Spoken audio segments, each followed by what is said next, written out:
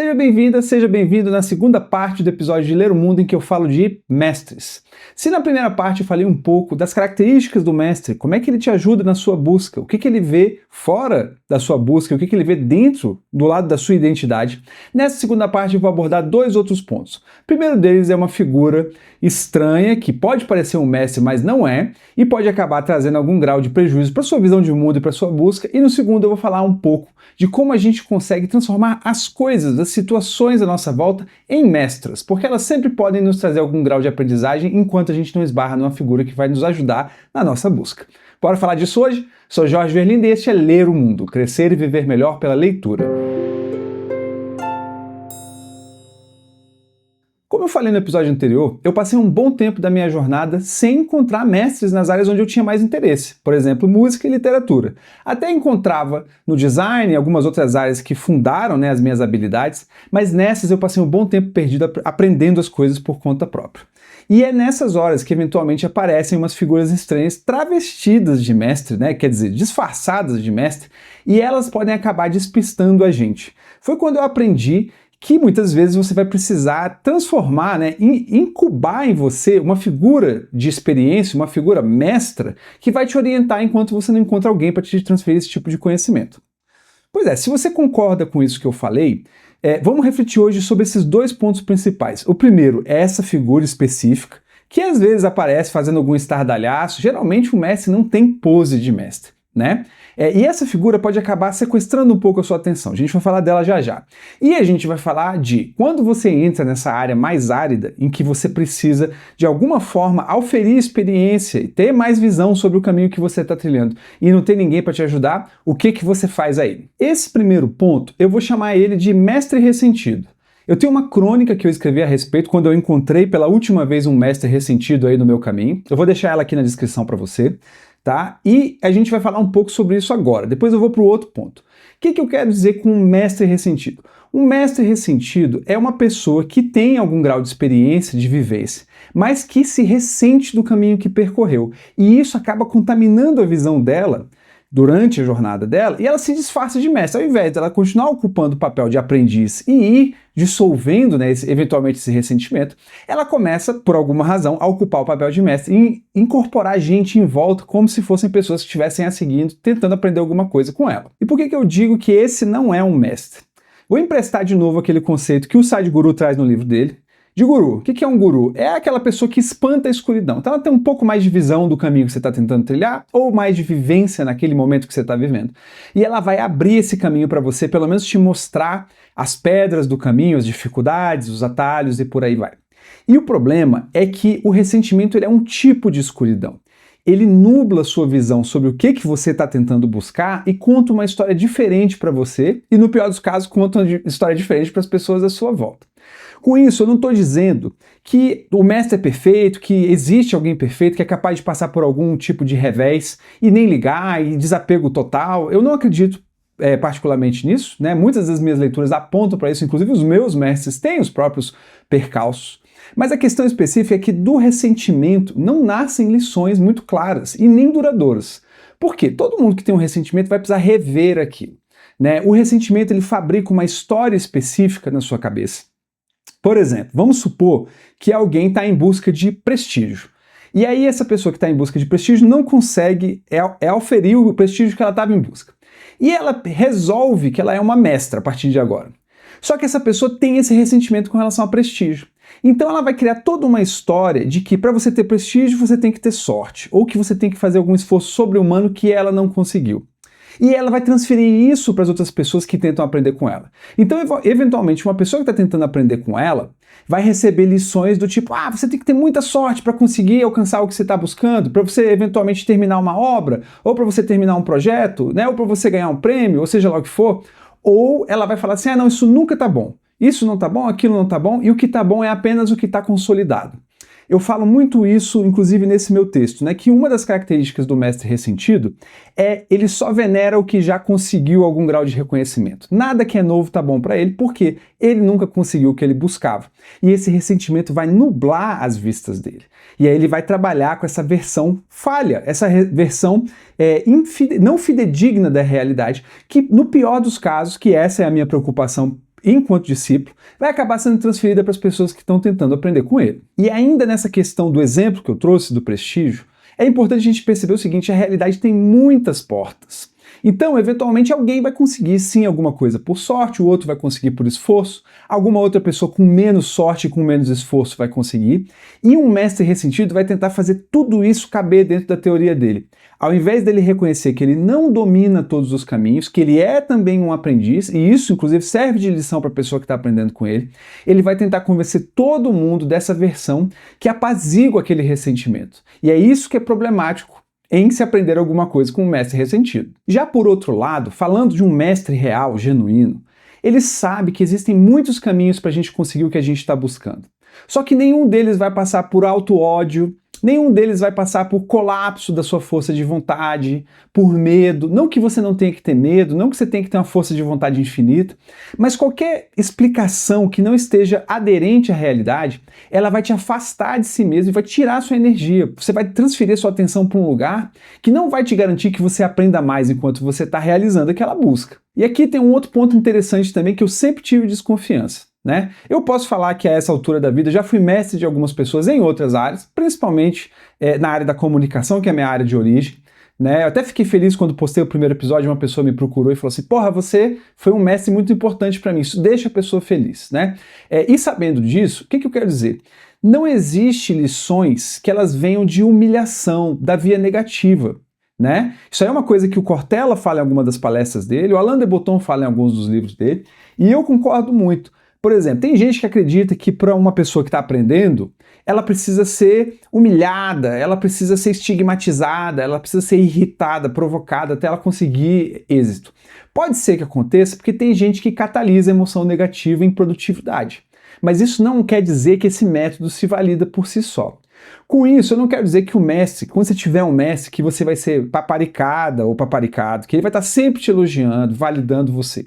A questão é que um mestre, normalmente, ele conhece o mapa que está sendo aberto e ele sabe que não saber é da base de qualquer ofício, de qualquer disciplina. Quando eu começo um projeto novo, terminei um conto recentemente aí, e ele era sobre a Grécia Arcaica. O que eu sabia de Grécia Arcaica? Nada. Então eu vou ter uma etapa de aprendizagem, uma etapa de expansão do meu conhecimento. E eu preciso ter simpatia por essa etapa, por essa minha ignorância, porque é dessa simpatia que vai começar a nascer conhecimento, que vai nascer experiência, que vão nascer conexões, e aí fundamentalmente eu vou chegar em algum resultado que eu esteja buscando.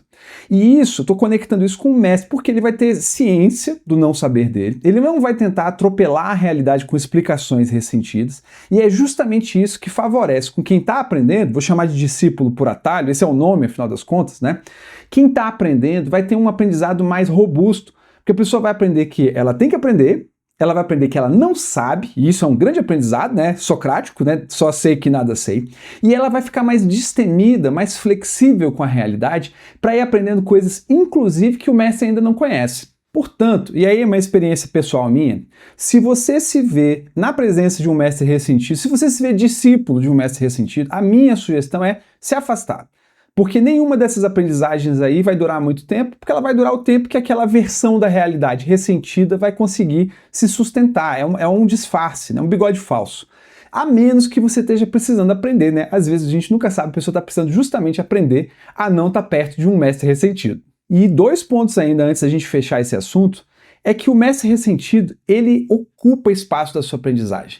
Primeiro porque ele tem alguma questão lá dentro que não está resolvida, então você dificilmente vai protagonizar a sua própria busca, ele vai enxertar os ressentimentos dele na sua busca, e depois porque ele é ciumento. O mestre que é mestre, ele transmite o conhecimento, ele compartilha aquilo que ele já viu, e a outra pessoa vai aprender com outro mestre, vai aprender com a própria vida, não tem problema aí.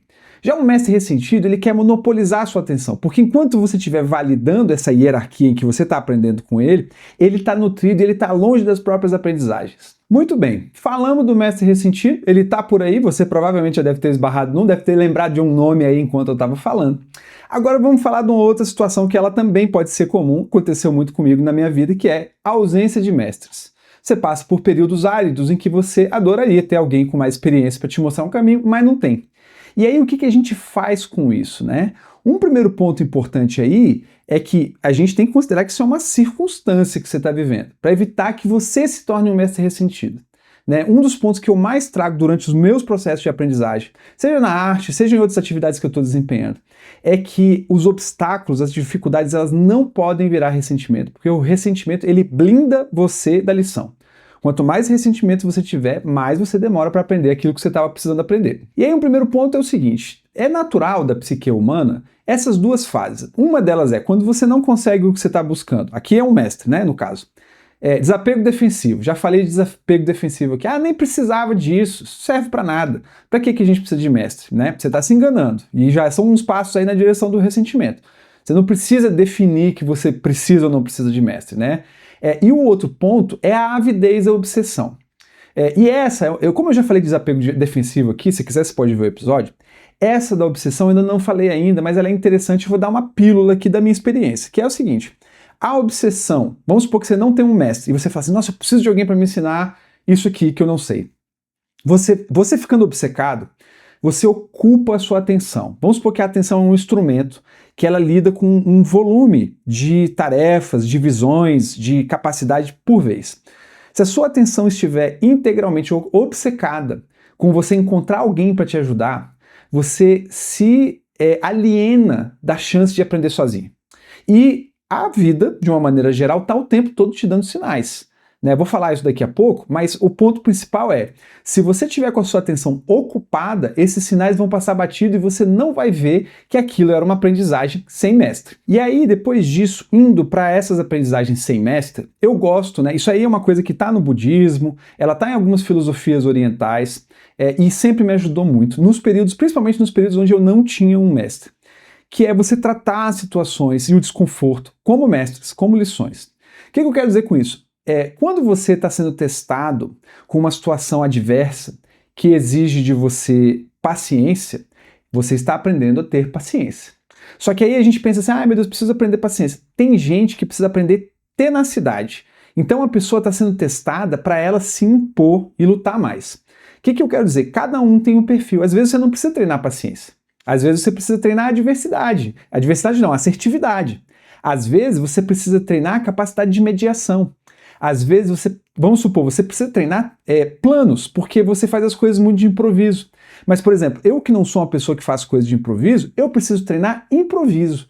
Então, assim, muitas das lições que a gente recebe quando a gente não tem um mestre, elas são desconfortos que já trazem a aprendizagem junto. Se você olhar bem para o desconforto, você vai falar assim, puta, tô precisando aprender isso. Por outro lado, óbvio que as situações estão ao nosso redor, nós estamos cozidos em situações, então toda hora você tem uma chance de aprender alguma coisa. Mas você pode aprender com os mestres, da arte, da literatura, da filosofia, do teatro e por aí vai. Vou condensar isso tudo em leitura, por isso que o nome desse canal é Ler o Mundo, A gente está aqui para aprender a ler as coisas à nossa volta, decodificá-las, transformar em aprendizagem e transformação. Você pode aprender com mestres que já escreveram. Por exemplo, alguns mestres que são muito importantes para mim. Schopenhauer me ensinou a ter compaixão. Quando você pega lá As Dores do Mundo, já falei aqui no episódio. Não tem como você não ter compaixão, porque está todo mundo batalhando demais, está todo mundo sendo testado nas próprias limitações. Mas aí você pega, por exemplo, Dostoiévski, você vai aprender muito sobre a complexidade da mente humana, porque ele retrata pessoas de todos os gêneros, de todos os tipos, de todas as classes sociais, com um grau de profundidade, que se você tiver paciência para digerir aquilo tudo, você vai aprender muito. Outro mestre meu, que é o Kundera, me ensinou a rir. Eu não era uma pessoa que sabia rir. E rir é muito importante, A vida quebra aquele que só sabe rir e ela quebra também aquele que não sabe rir. Um outro cara que me ensinou muito, ainda não trouxe ele aqui no canal, é o Albert Camus. Em vários dos livros dele, mas principalmente o Mito de Sísifo, porque ele traz essa questão de que as suas necessidades, e as minhas e a do ser humano, elas estão em divórcio com o que o universo tem para oferecer. Resumindo, muito toscamente, e isso é muito importante, porque às vezes você vai esbarrar num universo de portas fechadas daquilo que você estava precisando. Você vai precisar ter compaixão com os outros, você vai precisar entender a complexidade da sua mente e você vai precisar aprender a rir. Um outro ponto que é interessante aí é que as pessoas ao nosso redor, elas são nossas mestras também. Às vezes, a forma como o senso comum constrói as diferenças, ele percebe as diferenças, elas já estão aí, faz parecer que tudo que é diferente é uma disputa de legitimidade. Então, por exemplo, uma pessoa que ela é mais polida, ela é vista por uma outra como molenga. Mas ela não é, às vezes ela é mais polida. né? E às vezes essa pessoa que acha que a outra é molenga, ela é assertiva demais, ela estava precisando aprender a ser polida. Mas também é o inverso. Às vezes você tem uma pessoa que não consegue ter inocência na vida. Ter inocência é uma sofisticação muito grande. Quem é que nos ensina inocência? As crianças, os palhaços, né? Quando estão dentro da figura do palhaço, vai te trazer muita inocência. Então essas relações à nossa volta, ao invés da gente tratá-las com preconceito, que é o que o senso, para onde o senso comum nos empurra, se a gente for capaz de ver nessas sutilezas aprendizagens, a gente acaba expandindo as nossas competências e nossa visão de mundo, usando aquilo como se fosse um mestre. Para fechar esse assunto, uma coisa que pode acabar acontecendo é o seguinte: se você for por essa trilha de transformar as situações, as pessoas, etc., em mestre, você pode achar que isso preenche o caminho de um mestre corporificado. Por quê? Porque a gente não decide que horas que uma pessoa que pode nos ensinar vai aparecer na nossa vida. Né? Como eu falei no outro episódio, às vezes a gente nem está pronto para isso, a gente está sinalizando o contrário e essa pessoa simplesmente não aparece. Mas você não precisa escolher entre uma coisa. Assim como você não precisa escolher o mestre corporificado, aquela pessoa que vai estar lá por você, você não precisa escolher também que apenas vai aprender sem mestre. Né? Não cabe a gente escolher um ou outro. Né? A gente tem que deixar isso aí, a vida determinar esse ponto aí. Mas dentro dessa perspectiva, eu gosto muito da visão do Scott Peck. Né? Já falei dele aqui no outro episódio. Nessa visão, nós estamos em constante expansão das nossas habilidades, das nossas disciplinas, da nossa capacidade de amar, da nossa capacidade criativa, etc. E eu encaixo aí o mestre como um catalisador disso. Né? E eu acredito também, né, para fechar esse raciocínio completo sobre mestres, que a gente não precisa se colocar na situação de discípulo para a vida toda. Eu não quero dizer que um dia você vai ser graduado, vai ter um diploma de mestre na sua casa. Mas cedo ou tarde, se você tiver humildade, paz de espírito, abertura para aprendizagem, contornar e metabolizar os ressentimentos, um dia você também se torna mestre em alguma coisa. Às vezes até um mestre mais competente que os seus mestres em alguns assuntos da vida. E aí você vai sentir como é que é o sabor disso, que também é uma libertação interessante. E você, o que você acha desse assunto de mestres? Você está precisando ter algum mestre na sua vida? Você já esbarrou em algum mestre ressentido ou precisou transformar as situações da sua vida em mestres? Conta pra mim aqui nos comentários. E por acaso, se você curtiu essa conversa, não deixe de deixar o seu like e enviar para alguém que você acha que pode se interessar, porque esses gestos aumentam o meu alcance. Sempre tem alguém precisando aprender um pouco mais sobre esses assuntos, onde a gente olha para dentro e olha para fora e aprende a ler o mundo, e isso acaba fazendo bem para esse canal e para as pessoas que você ama. Muito obrigado e nos vemos no próximo episódio.